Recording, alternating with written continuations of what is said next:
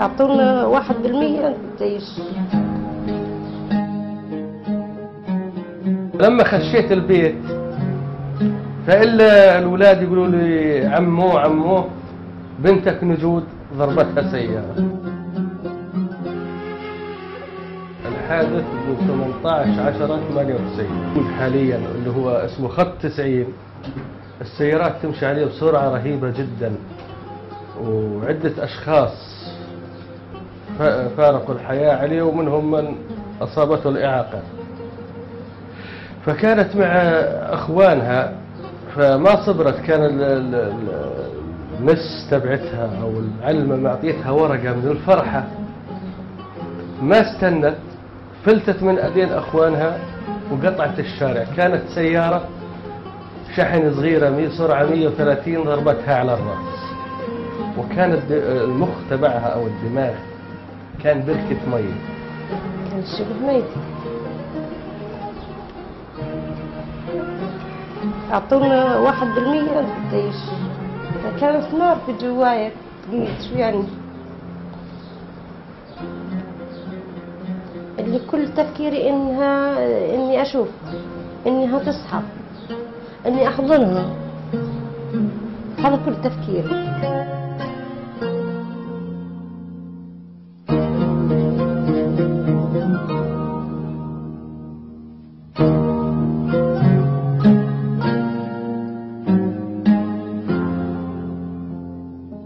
أنا عندي 7 أولاد،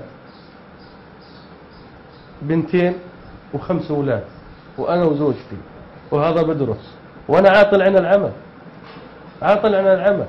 اليوم وقتنا وقت شهادات، اللي ما معه شهادة ما بيشتغل، اللي زيي بده يروح يشتغل في مستوطنة. حتى واحد أصغر مني يقعد يتأمر علي ويسب علي، هذا شفته بعيني بالمستوطنات. تلاقي الولد الصغير يكون مسؤول بسب على ختيار من جيل جده.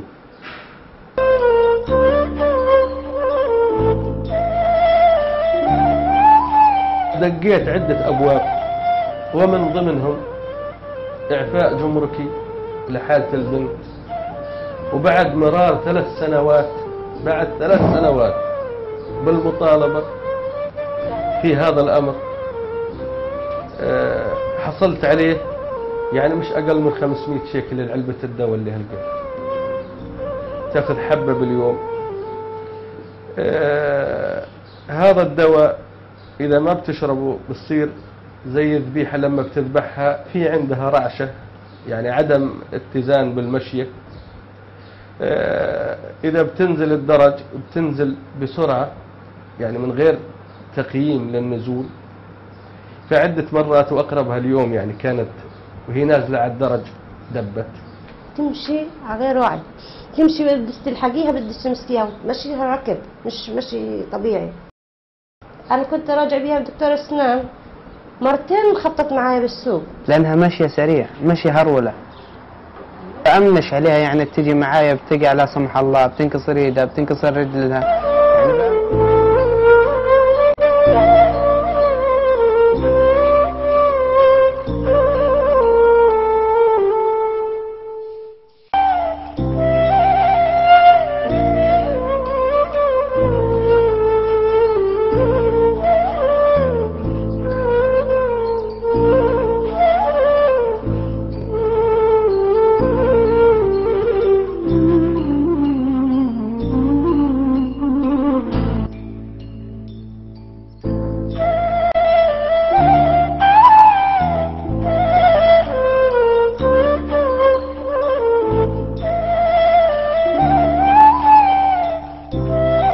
أنا والله حسرتي على فقدانها لمستقبلها وتعليمها، لأن لما بطلع على البنات من جيلها تخرجن العام من التوجيه وأطلع عليها يعني صراحة أحزنت.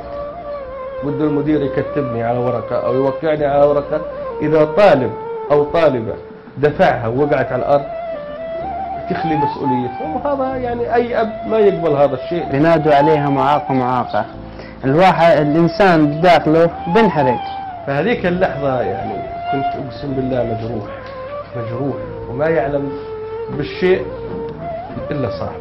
بارك الله بوالدتها، كانت يعني تدرسها شوية شوية، وصارت هي سبحان الله تعلم القراءة شوية شوية والأحرف، وتحب تمسك قلم ورقة تشخصها شوية شوية شوية. كانت تحفظ الأذكار والقرآن من التلفزيون.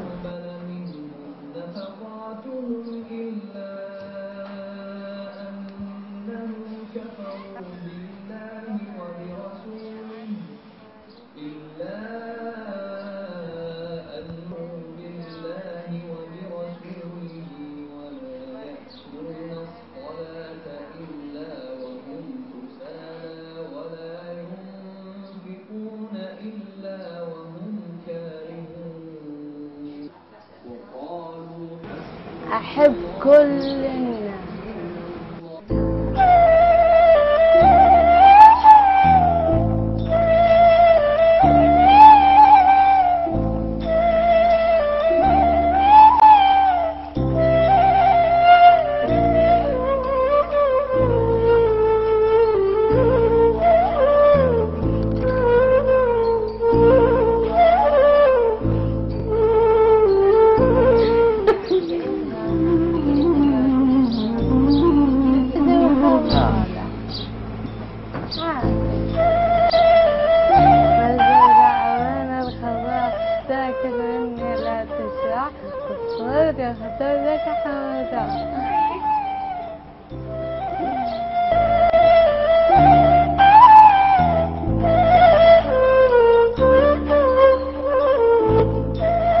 أول شيء فقدت مستقبلها وفقدت تعليمها وفقدت انحرمت من الزواج. كانت جاية علي تصحيني من النوم، صحتني من النوم، تجي تحكي لي تنسى. إنسان داخله بنحرق.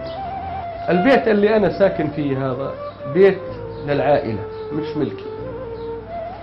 يعني تخيلي مثل هذه لازم تكون في بيت مستقل أرضي، يعني بينها وبين إخوانها. هذه أنا ما بأمن عليها لما بتنزل الدرج لحالها صراحة، درج طلوع ودرج نزول فعدة مرات مرارا وتكرارا. ومعي إعفاء جمركي بسيارة، ولكن ما عندي قدرة اللي أجيب سيارة. حال يعني يعلم الله فيه.